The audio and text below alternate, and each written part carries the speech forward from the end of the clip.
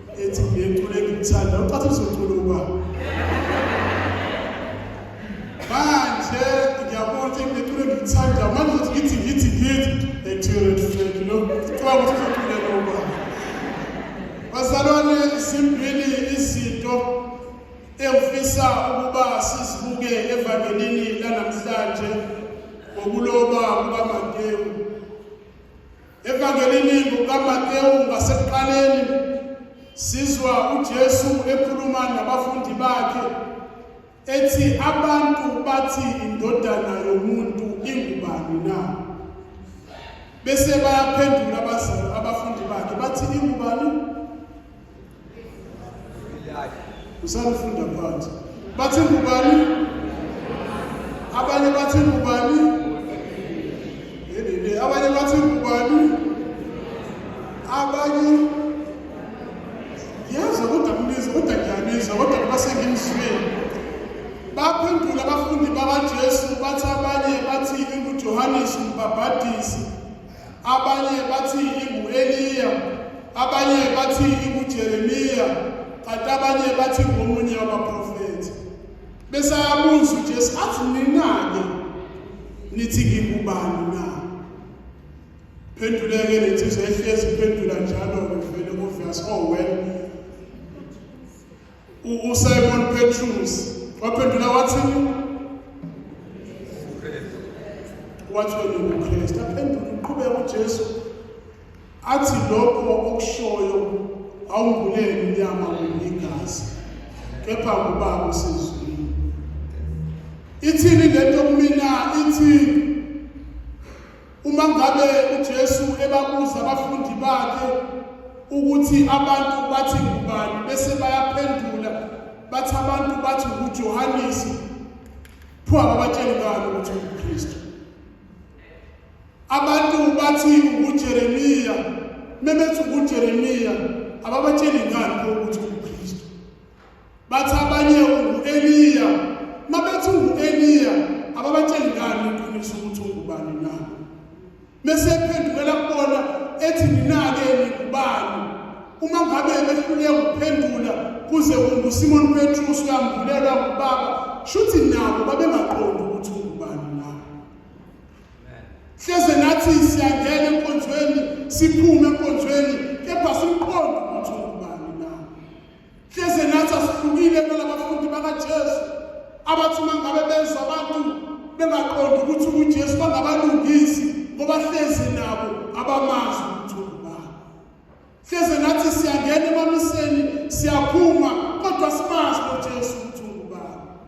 Mhlawumbe nathi siyamkhonza simdumise, kepha masingabuzi ukuthi ungubani mina nawe, nasa siqonde ukuthi ungubani.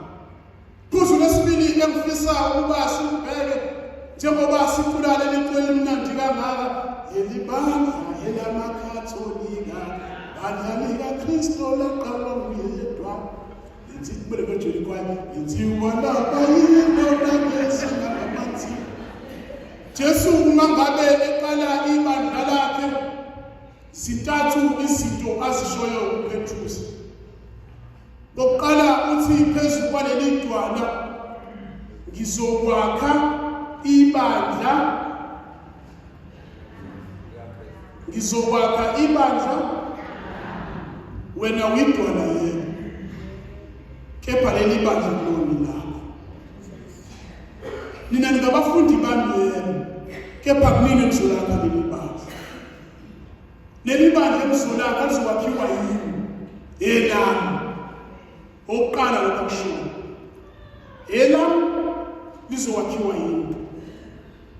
Okwesibili, athi amasango esihoga wasoza lefula. Okwesithathu akushoyo, athi Phezu sizakunikeza ifuthulelo phezu kwaleli bandla. Athi ukubophile emhlabeni nasezulwini kube kuboshiwe. Athi ukukhululile emhlabeni nasezulwini kube kukhululiwe. Leli bandla likaKristu. Noma ngabe kwenzakalani, kepha leli bandla likaKristu. Bazofika kulona, bahambe, lize kusala limini ngoba likaKristu. Noma ngabe uphiwe kangakanani, uzofika kulona, uhambe kulona, lizosala limile ngoba ibandla likaKristu. Bengeke lisurvive ngaphezu kwa 2000 kube kwakuyibandla lapho amadoda athisi. Langeke lisurvive for more than 2000 years ukuba ibandla lapho phezu kweyedwa. Kepha ibandla likaKristu elaqalwa nguye yedwa ukuze abantu bakhe bezothola umsindo. Uma ngabe ethi amasango esihoga wasoza lefula, kunento efikayo kumina ukuthi wayeqonda ukuthi ngelinye ilanga sisazovuka izinto ebandleni, kepha isozi zaphumelela. Umlando webandla uyasitshela ukuthi ekuqaleni kwalo amakholwa ayezingelo, abantu abeyitholisindlela ibandla seliyaphela, kepha lizange laphela ngoba kwakuyibandla likaKristu, laqalwa nguKristu esiqalela yena. Zaqhamuka izifundiso iminyaka ngeminyaka befundiswa ngeyiko, abanye basitshela ukuthi ibandla liyahlukana, ibandla liyaphela, laqhubeka labo ibandla ngoba likaKristu laqalwa nguye esiqalela yena. Ngonyaka ka-1054 kwabazi church history, kuthiwa ibandla lahlukana phakathi kwaziwa ukuthi i-Great Schism. Abanye bathi ibandla seliphelile, kepha laqhubeka labo ngoba kulona labantu lingenaKristu. Iminyaka yabo nge-13th century thiwa ebandleni kwaba khona uPhapha abathathu ngesikhathi esisodwa. Kepha ibandla liqhubeka nabo ngoba kulona labantu lingenaKristu. Ngeminyaka yabo 1500 mehlubuka uMartin Luther ngeReformation, abanye bethothi ibandla seliyawa sekuyaphela nebandla laqhubeka nabo ngoba ibandla akulona labantu lingenaKristu. Hleze namhlanje kuningi okwenzekalayo ebandleni.